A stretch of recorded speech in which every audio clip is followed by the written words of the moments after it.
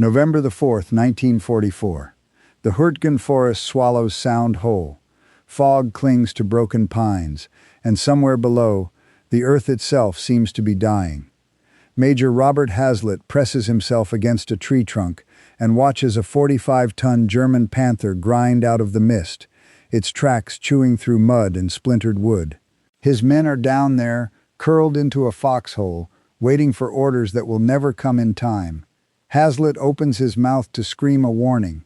The Panther does not slow, it does not swerve. Steel tracks roll forward, and the hole simply stops existing. No explosion, no mercy, just silence where two young men used to be. A mile away, 9 American Sherman tanks are buried to their hulls in the same merciless mud, engines screaming, going nowhere. One lieutenant is about to make an impossible choice, split from his platoon, and drive straight into a battle he cannot win, with the wrong ammunition loaded in his gun. Before the sun sets 4 days from now, over 2,000 American soldiers will enter this forest. Fewer than 300 will walk back out. This is the story of the men who refuse to leave the rest behind. Make yourself comfortable with your favorite drink. Then check the time and tell us exactly what your clock says right now. We'd love to know what time people around the world are joining us. The forest does not look like a battlefield. It looks like the end of the world, quiet and rotting. Shattered pine trunks stand at broken angles, black against the gray sky, their splintered tops hanging by threads of bark. The ground underneath is a churned soup of mud and shell craters, deep enough in places to swallow a man to his waist. Fog moves through the trees in slow gray sheets, muffling sound, hiding shapes until they are close enough to touch.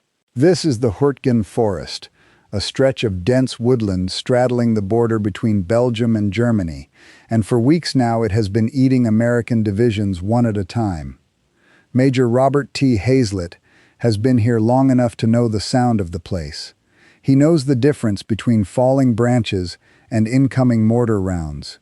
He knows how mud swallows footsteps, and how fog swallows warnings. What he does not know, not until this exact moment, is how close death can creep before anyone sees it coming.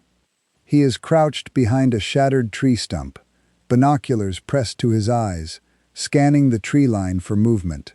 His men, soldiers of the 28th Infantry Division, the outfit men call the Bloody Bucket for the crimson keystone patch on their shoulders, and for the losses that patch has come to represent, are spread out below him in shallow foxholes dug into half-frozen earth. They have been fighting for this patch of forest for days, gaining yards, losing men, gaining them back.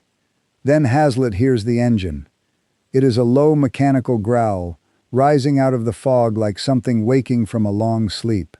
He lowers his binoculars and squints into the gray.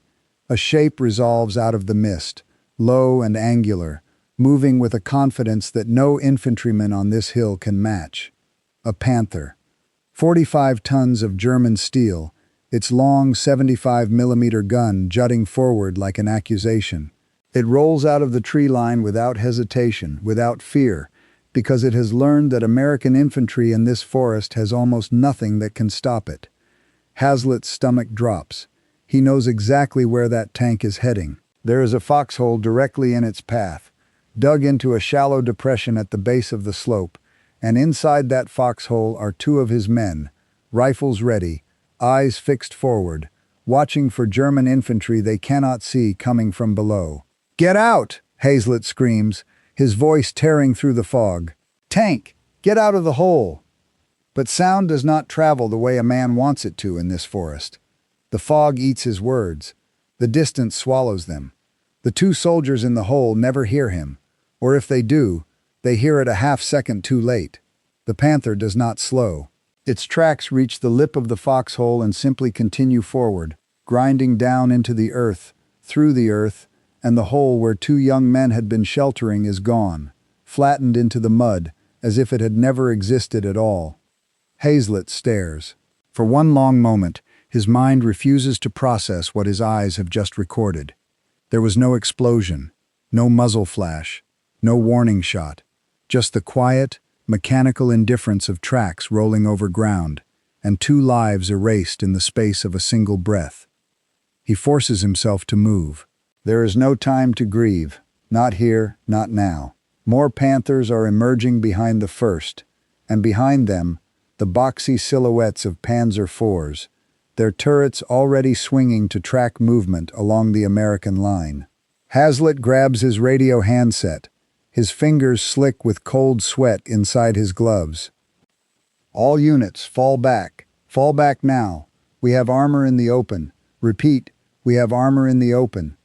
His infantry begins to scramble backward through the mud, dragging wounded men, abandoning positions they bled for days to take. Hazlitt knows this retreat will not hold for long. Rifles and grenades cannot stop a Panther. Bazookas can, sometimes, if the range is close enough and the angle is right, but his men do not have bazooka teams forward, and even if they did, the Germans have learned to keep their infantry screening the tanks. What Hazlitt needs is armor of his own, American steel to meet German steel, and somewhere behind him, he knows, there should be tanks moving up to support this position. He can only pray they arrive before the Panthers reach the village at his back. A mile to the rear, down a narrow logging trail carved through the same brutal terrain, 9 Sherman tanks of the 707th Tank Battalion are fighting a different kind of battle. Their enemy here is not German armor. It is the forest itself. The trail is barely wide enough for a single tank, hemmed in on both sides by dense trees and a steep gorge that drops away into darkness. Days of rain have turned the packed earth into a bog, and the lead Sherman's tracks spin uselessly, throwing rooster tails of mud into the gray air. Inside the turret hatch, riding exposed to better see the path ahead, sits First Lieutenant Raymond Fleig, platoon leader, a young officer who has learned in the past weeks that maps and reality rarely agree with each other in this forest.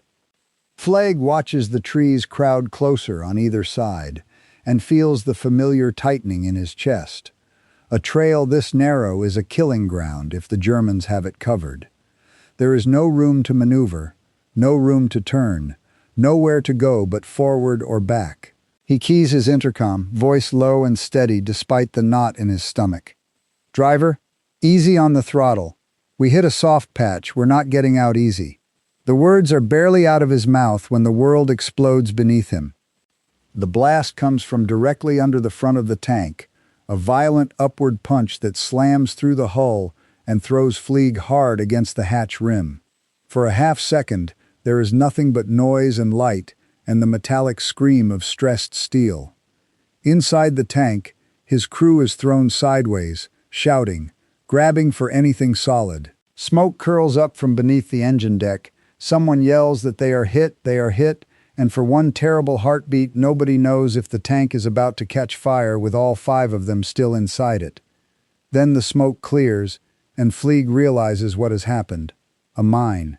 German engineers seeded this trail with mines days ago, and despite a sweep by American engineers earlier that morning, one has gone undetected, buried too deep or too well hidden in the churned mud. The explosion has torn into the track and suspension, but by some mercy it has not penetrated the hull. Nobody is bleeding, nobody is burning, but the tank is dead where it sits, one track blown apart, immovable, and worse, it is sitting directly in the center of the only path forward. Fleig drops down into the turret, checking his crew with quick, urgent questions. Everyone answers. Shaken, deafened, but alive, he allows himself exactly one breath of relief before his mind moves to the next problem, because behind him, 8 more Shermans are stacked up on a trail too narrow to pass, and somewhere up ahead, American infantry is waiting for tanks that cannot reach them. "We're not sitting here," Fleig says, already climbing back up through the hatch. "Get me a tow cable." The crew works fast, despite the fog closing in around them, despite the knowledge that a stalled convoy on a forest trail is an invitation for German artillery to walk rounds up and down the length of it. Fleig orders his platoon sergeant to rig the next Sherman in line to the crippled lead tank, using it as a deadweight anchor, so the second tank can inch its way around the wreck without sliding off the trail into the gorge below. It is a desperate, half-improvised maneuver, the kind of thing no manual teaches, and for a moment, it looks like it might fail entirely. The second Sherman lists hard to one side as its tracks search for purchase on the crumbling shoulder of the trail, mud sliding away beneath it in wet black sheets, the drop into the gorge only feet away. The cable snaps taut, holds. The tank rights itself and grinds past the wreck, free. One tank clear. 8 still trapped behind the ruined lead Sherman, and freeing them will take time that Fleig does not believe he has. He can hear it now, faint under the idle of engines, a rhythm of distant fire rolling down from the direction Hazlett's infantry disappeared toward hours earlier. Small arms, then something heavier. Tank fire. Fleig makes his decision in the space of a few seconds. He climbs onto the hull of the freed Sherman, orders its assigned commander to stay behind with the rest of the platoon and catch up the moment the trail is clear, and takes the tank himself. There is no time to gather a full company, no time to wait for reinforcement, no time to do this by the book. Somewhere ahead, American infantry is dying without armor to protect them, and Fleig intends to be the armor that arrives, even if he arrives alone. He drops into the commander's hatch and slams it shut behind him. "Driver, move out, fast as this mud allows."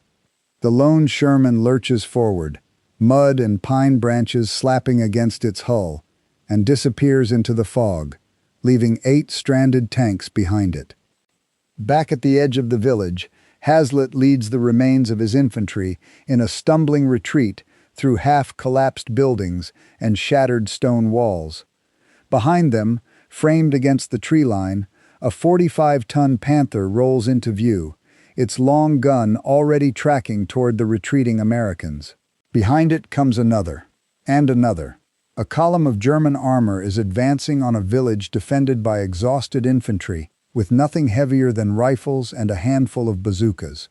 It is in that exact moment, with despair closing in as tight as the fog, that Hazlett hears an engine behind him that does not belong to the enemy. He turns, and through the drifting mist comes a single American Sherman, mud caked thick across its hull, branches and torn foliage still clinging to its fenders from the desperate run through the forest. Hazlett does not wait. He sprints toward the tank, waving his arms, pointing back toward the ridge where the German column is advancing. Fleig's hatch is open. He looks where Hazlett is pointing and sees them. Panthers and Panzer IVs spread across the rise, more armor than one Sherman has any right to face alone. For one heartbeat, doubt flickers across his face. Then it is gone, replaced by something harder, something that has no room left for fear. He nods once, grim and certain, and drops back into the turret. The lone Sherman surges forward, straight toward the German line. 200 yards. That is the distance between Fleig's Sherman and the Panther that has just turned its long 75mm gun toward the retreating American infantry. The German tank has not seen him yet.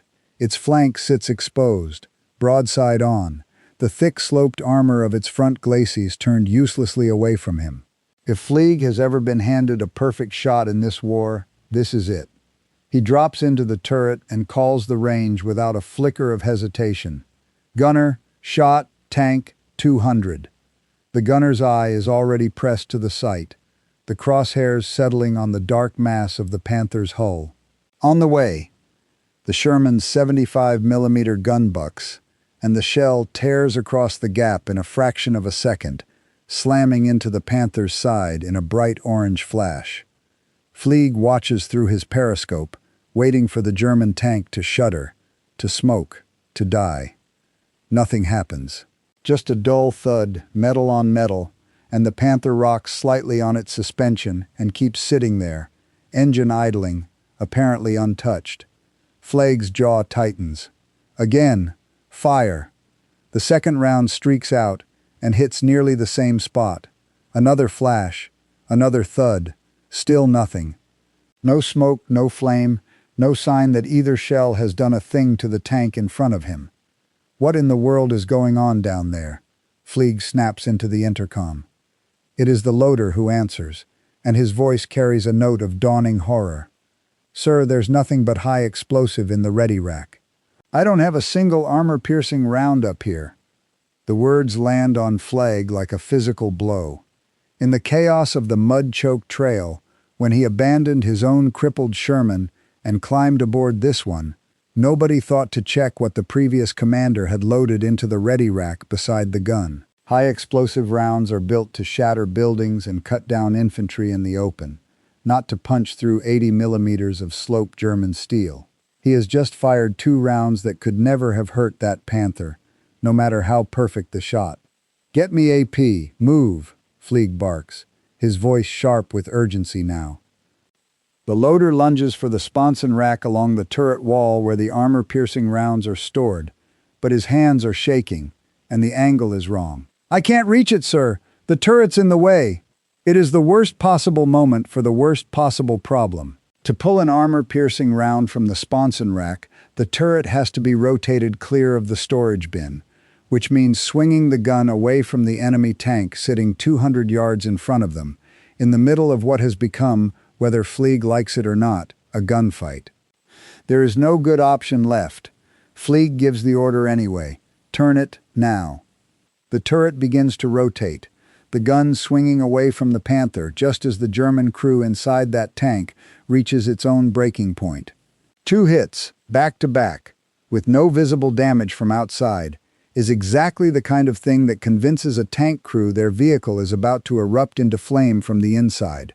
Nobody wants to be sealed inside 80 tons of burning steel. The hatches on the Panther fly open, and one by one the German crewmen scramble out into the open field, expecting fire, expecting the ammunition racks to start cooking off any second. But there is no fire, no smoke curling from the engine deck, no orange glow behind the driver's viewport, just a puzzled, frightened crew standing exposed beside their own tank, and a German commander with binoculars pressed to his eyes, scanning for whatever hit them. He finds it. The lone Sherman, turret turned away, clearly not tracking them anymore. His stomach drops as the truth becomes obvious. They were struck by high explosive rounds, not armor-piercing. There was never any danger of the tank catching fire.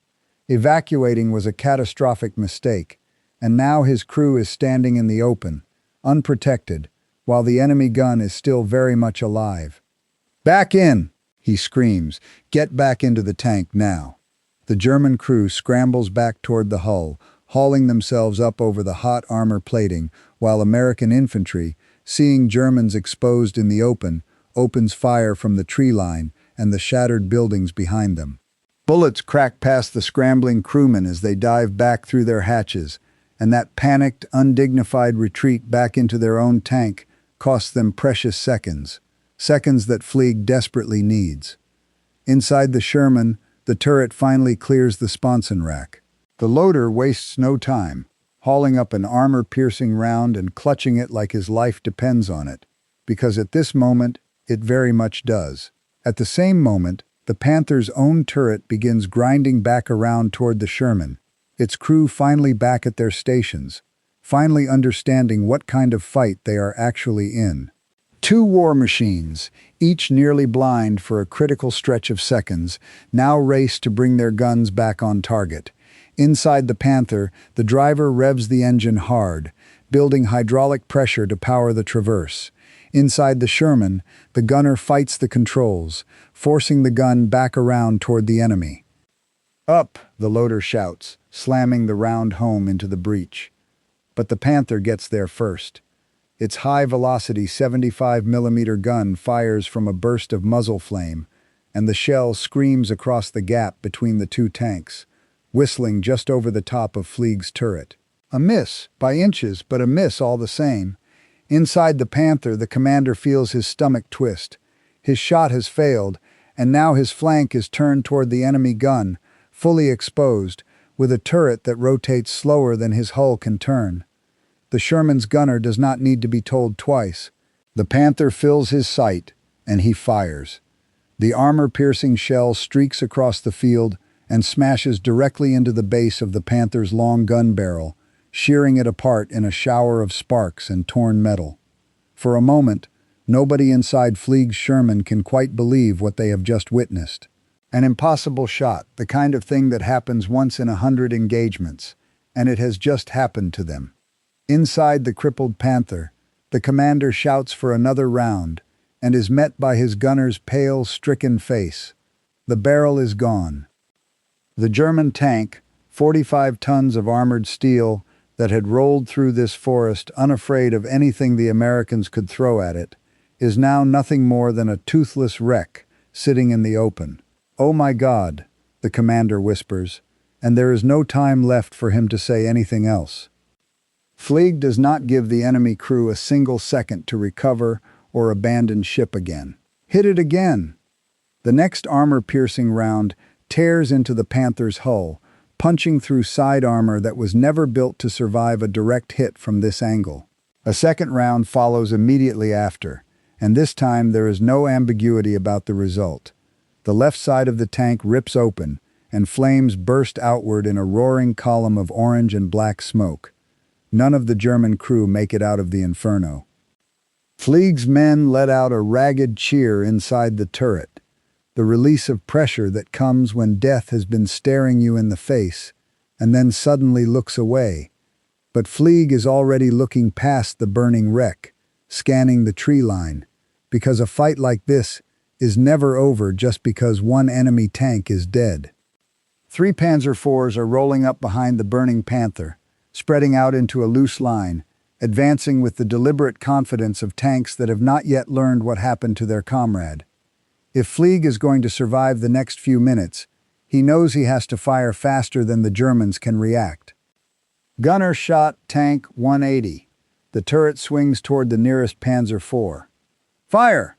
The shell punches clean through the German tank's armor and knocks it out with a single decisive blow. Unlike the Panther, the Panzer IV's armor is far thinner, far less capable of shrugging off a direct hit, and it dies where it sits, smoke pouring from every hatch. The Sherman's turret is already swinging toward the next target when the German gunners, finally reacting, bring their own gun to bear on Fleig's tank. For one held breath, it looks like the duel might finally turn against the lone American crew.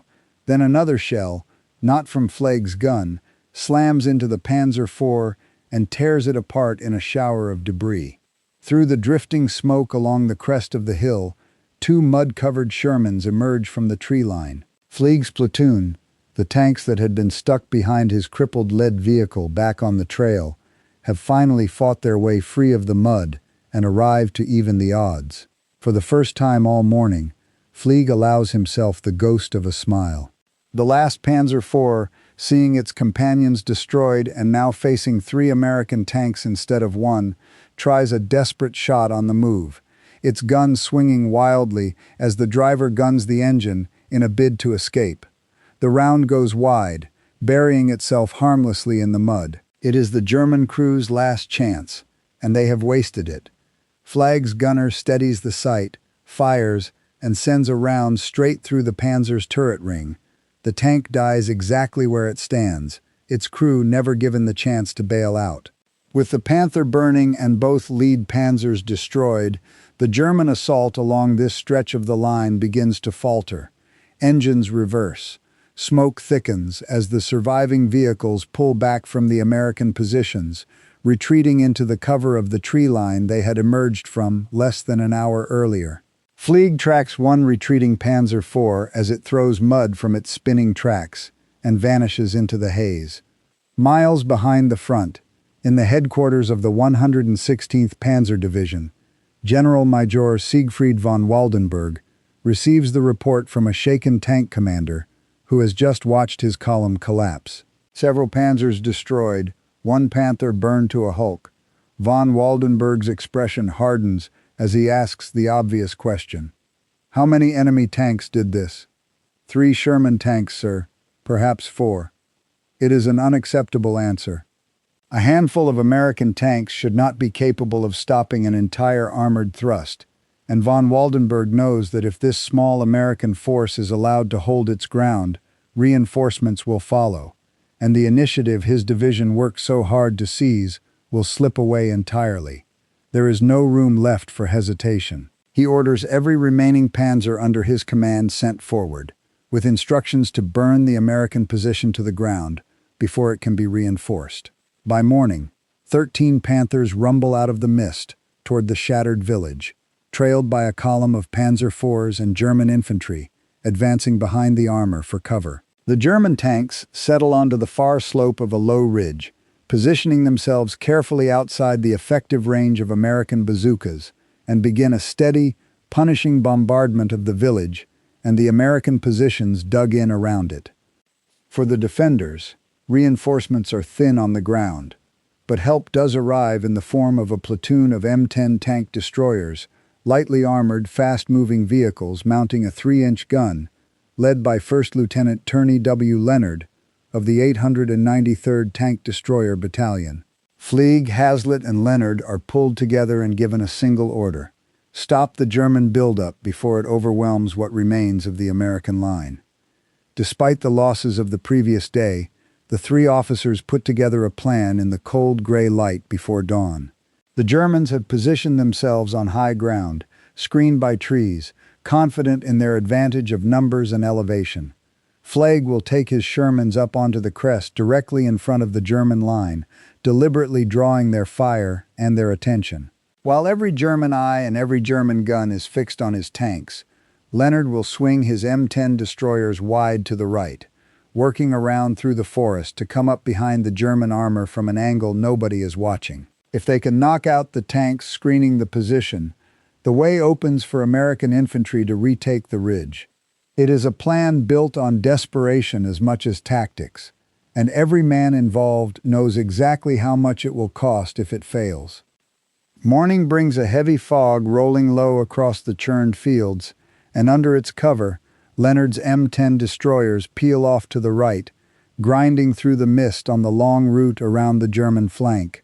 At the same time, Fleig's 3 Shermans begin grinding up the slope toward the crest of the ridge. Through the drifting fog, Fleig spots German armor on the far side of the field, tanks tucked between the tree line, and stacks of hay used as improvised camouflage. His 3 Shermans are about to draw fire from what looks like an entire line of German armor, and there is a cold, heavy weight in his chest as he gives the order anyway. "Gunner, target that panzer in the center. Fire." The shell screams across the open field and bursts in the trees beside a German tank. Immediately, German crews scramble back to their vehicles, hunting for the source of the incoming fire. Muzzles flash across the ridge as Panthers and Panzer IVs swing their turrets toward Fleig's exposed position and open up with everything they have.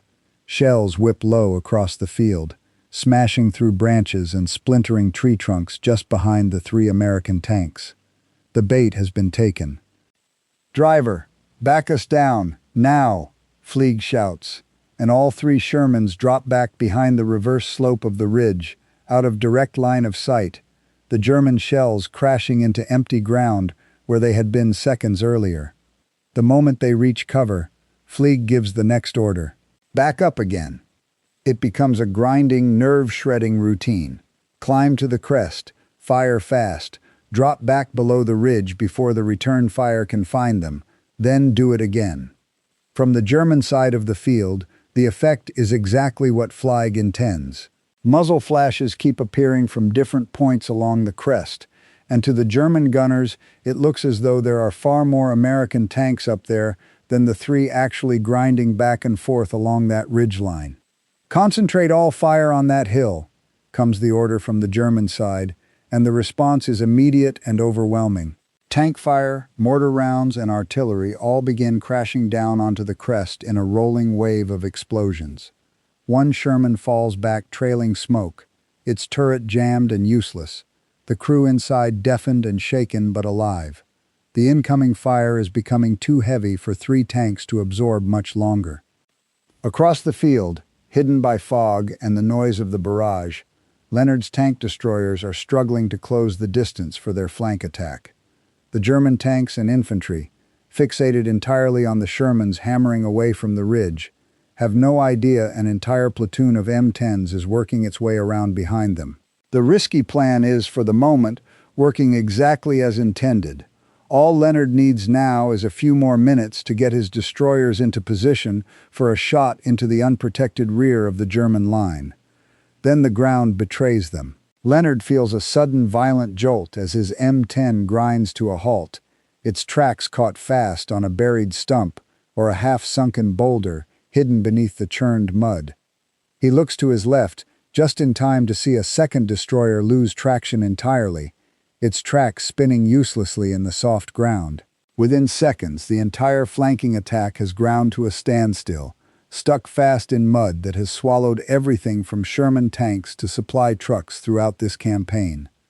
German infantry, sweeping the tree line for exactly this kind of threat, spot the stranded American vehicles almost immediately. Mortar rounds begin falling around the stuck M10s, and the open-top turrets that make these tank destroyers so useful in an ambush now become deadly traps under indirect fire. Machine gun fire snaps out of the trees, forcing crews to duck low behind whatever armor they have. Even stuck fast in the mud, the M10s still carry enough firepower to kill German armor from where they sit. But under this weight of incoming fire, nobody can get a clean shot lined up. "No eyes on target, sir," comes the shout from inside the nearest destroyer. Leonard does not hesitate. He grabs his binoculars, throws open the hatch, and climbs out into the open, into a field being swept by mortar fire and machine gun bursts from 3 directions at once. "Get ready to fire. I'll get you eyes on target." Bullets snap past him as he sprints toward higher ground for a better vantage point. From the crest of a low rise, he spots the German armor screened behind stacked hay, firing lanes deliberately cut through the cover to give the Panthers clear shots at the American position without exposing themselves. He memorizes the layout in seconds and turns to sprint back toward his stranded vehicles. He does not make it back untouched. A sharp crack cuts through the noise of battle, and Leonard feels the impact as a bullet punches into his arm. Pain lances through him, and for a moment his legs nearly buckle beneath him. He forces the scream back down his throat and keeps running, one arm hanging useless at his side, blood soaking through his sleeve. He staggers back to the nearest M10 and slams his good hand against the hull. "Haystack! 200 yards! Traverse right!" The destroyer's 3-inch gun swings around and fires with a hard, flat crack that cuts through the chaos. Before the smoke has even cleared, Leonard is already moving again, sprinting back toward the German position to correct the aim for the next shot, refusing to let his wound slow him down even as blood continues to soak through his uniform. On the ridge, Fleig's 2 remaining operational Shermans continue their grinding routine of firing and falling back, and he glances hopefully to his right, expecting by now to see Leonard's destroyers finally in position to hammer the exposed German flank. Instead, what he sees through the drifting smoke is a cluster of M10s bunched together, barely a couple hundred yards from where they started, stuck fast and going nowhere. For a moment, Fleig weighs the only sane option left to him: pull back off the ridge, save what remains of his shrinking platoon, cut his losses. But he knows exactly what will happen if he does. Every Panther and Panzer IV on that ridge will pivot its full attention onto Leonard's stranded, defenseless destroyers, the instant his own Shermans stop drawing fire. If there is any chance of giving those trapped crews a fighting chance to survive, he has to keep the German guns pointed at him instead. "Those poor souls need our help," Fleig says quietly over the intercom. "Maintain fire." His remaining Shermans roll back up to the crest for another exposed shot, and this time, one of them lingers on target just a fraction of a second too long, giving a German gunner across the field exactly the window he needs. The shell bursts directly in front of the tank in a blinding flash, and for one horrifying moment, it looks as though the Sherman has been destroyed outright. Then it reverses hard through the smoke and drifts back down the slope, miraculously still intact, engine still running. But once it reaches the safety of the reverse slope, it stops moving entirely. Inside the turret, the gunner grabs for the manual traverse crank, straining against it with both hands. Nothing moves. The shock of the near miss has jammed the turret ring solid, leaving the tank able to move but unable to bring its gun to bear on anything. Two of Fleig's three tanks are now effectively crippled, weapons pointed uselessly in whatever direction they happened to be facing when the damage hit. Only Fleig's own tank remains fully capable of fighting, and he keeps it moving, refusing to let the mounting losses slow the rhythm they have built. He brings it up over the crest one more time and catches the exposed side of a German tank through a gap in the drifting smoke. Gunner, AP tank, 600. On the way. The armor-piercing round streaks across the field and slams home. The German tank jerks violently sideways as flame bursts out through a ruptured seam in its hull, another confirmed kill added to a morning already thick with wreckage. But the moment costs Fleig immediately. A returning German shell strikes the ground just short of his tank, skips upward off the frozen mud, and slams directly into his own turret ring. His gunner's voice comes through sharp with alarm over the sound of the impact still ringing in everyone's ears. "We're jammed. I can't traverse." All three of Fleig's Shermans are now effectively unable to fight, their guns frozen in place, their crews reduced to sitting inside armored boxes that can no longer strike back. Fleig throws one last desperate glance toward Leonard's position, his heart climbing into his throat as he watches the wounded lieutenant sprinting from cover to cover between bursts of machine gun fire, still directing his stranded destroyers onto German positions, despite the blood soaking down his arm. Then Fleig's hope curdles into horror as a German mortar round lands almost directly beside his comrade. Leonard goes down hard, thrown backward by the force of the blast, and does not immediately rise. The blast has thrown Leonard hard onto his back, and the world around him dissolves into a ringing blur of smoke and pain. His left arm, already bleeding from the bullet wound taken minutes earlier, has been shattered below the shoulder by the mortar fragment, the damage far worse than anything a man should be able to survive on his feet. The cold mud beneath him seeps through his uniform, and the taste of blood and cordite fills his mouth as he blinks up at a gray sky he can barely focus on. Medics reach him within moments, dropping to their knees in the mud beside him, morphine syringe already in hand, shouting for a litter team to move him back immediately. Leonard's eyes are unfocused, his breathing ragged, but when the medic leans down and insists he has to be carried out now, something in him refuses. Through the pain and the shock, he manages to shake his head and forces the words out between clenched teeth. "Leave me a rifle and get the hell out of here." It is the last coherent order anyone hears him give. The medics hesitate, torn between the oath that bound them to save him and the sound of German infantry pressing closer through the smoke with every passing second. There is no time left to argue, and no litter team that can reach this position and survive the effort. They lay a rifle within reach of his good hand, press a field dressing as tightly as they can manage against the ruin of his arm, and pull back toward the American line, the weight of the decision settling onto their shoulders like a stone none of them will ever fully set down. Turney Leonard is never seen alive again. On the ridge above, Fleig has no way of knowing exactly what has happened to his comrade, only that the man who spent the entire morning sprinting through machine gun fire to guide his stranded destroyers onto target has gone down and not gotten back up. There is nothing more he can do for him. Every one of his three Shermans now sits with a jammed turret, guns frozen uselessly in place, unable to fire another shot in support of anyone. "Pull back," Fleig orders, his voice flat with exhaustion and grief he does not have time to feel yet. The three crippled Shermans reverse away from the crest and withdraw toward a shallow wooded draw to the north, moving out of the direct line of German fire as best their frozen guns and battered hulls will allow. Behind them, the Germans realize almost immediately that the ridge has been yielded, and the advance resumes with a vengeance. Artillery, mortars, and tank fire begin sweeping across the open ground and into the village beyond it, methodically working from one end of the American position to the other. Fleig climbs down from his wounded Sherman in the cover of the trees and watches as Hazlitt leads the last of his surviving infantry back through the mud, faces gray with exhaustion, weapons held loosely in hands too tired to shake anymore. Some of them are missing helmets, others are missing rifles, having thrown away anything that slowed them down during the scramble off the ridge.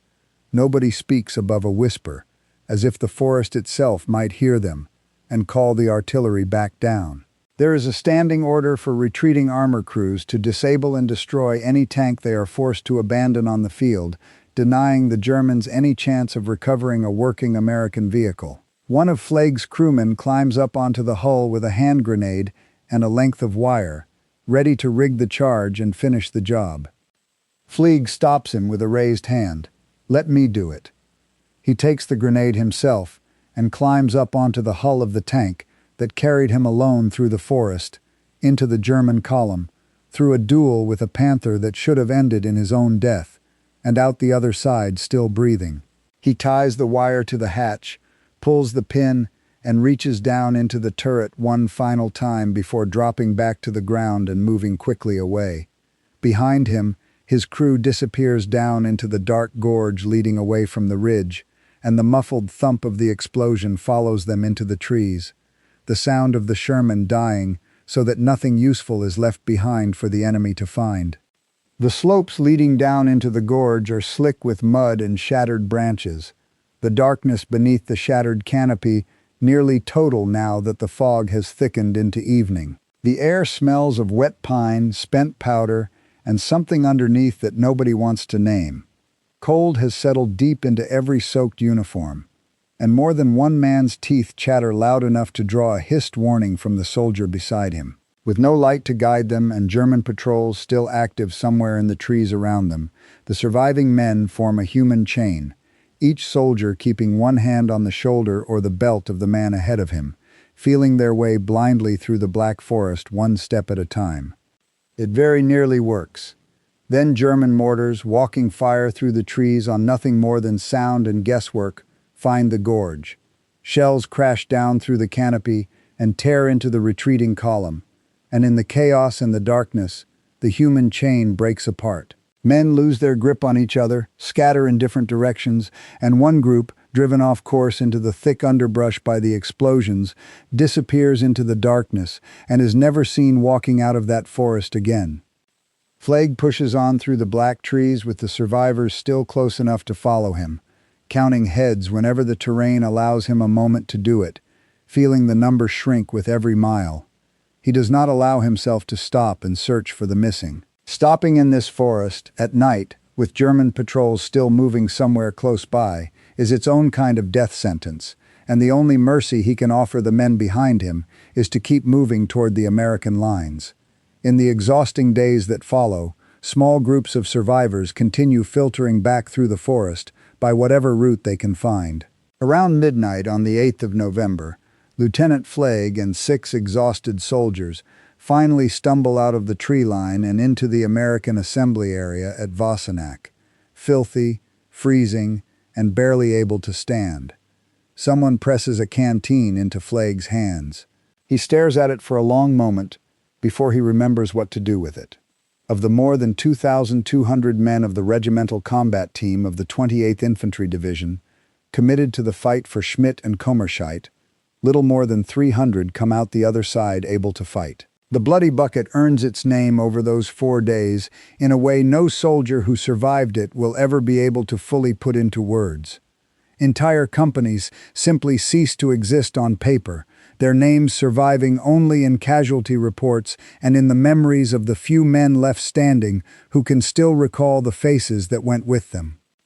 Lieutenant Colonel Raymond E. Fleig survives the war, for his actions leading a single Sherman tank alone into a German armored column, destroying a Panther and multiple Panzer IVs, and later returning to draw fire away from the stranded crews of the 893rd Tank Destroyer Battalion, he is awarded the Silver Star. He goes on to write the official history of his own battalion, preserving in his own words the 4 days that nearly ended his life in the mud and fog of the Huertgen Forest. First Lieutenant Turney W. Leonard does not survive. His body remains unrecovered in the forest for years after the fighting ends, finally located and identified in 1956, years after the battle that took his life.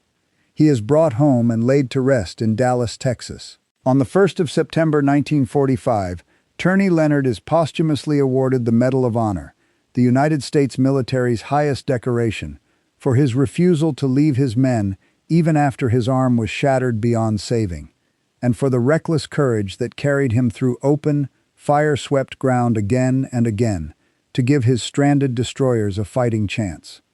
The forest itself gives up its dead slowly. For years after the fighting moves on, foresters and farmers in the region continue to find the rusted remains of Sherman tanks and German Panthers half buried in the undergrowth, gun barrels snapped, hulls scorched black, silent markers of 4 days when a handful of American tankers, tank destroyer crews, and infantrymen refused to abandon each other no matter what rolled out of the mist to meet them.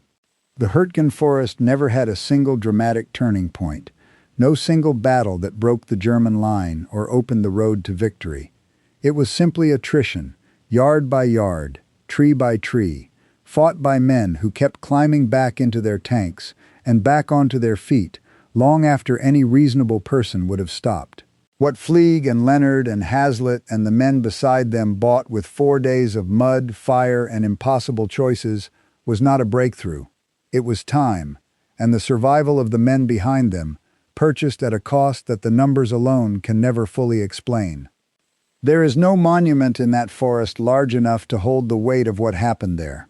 No single statue for a lieutenant who drove a broken-down tank alone into a column of German armor because his infantry had no one else to call on.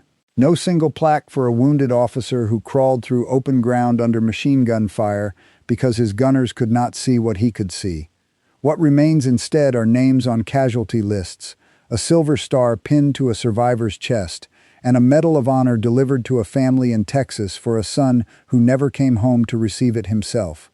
4 days in the mud of the Huertgen Forest, and the cost of holding a single stretch of broken ground against 13 Panthers and everything behind them, measured out in the lives of men who simply refused to leave each other behind.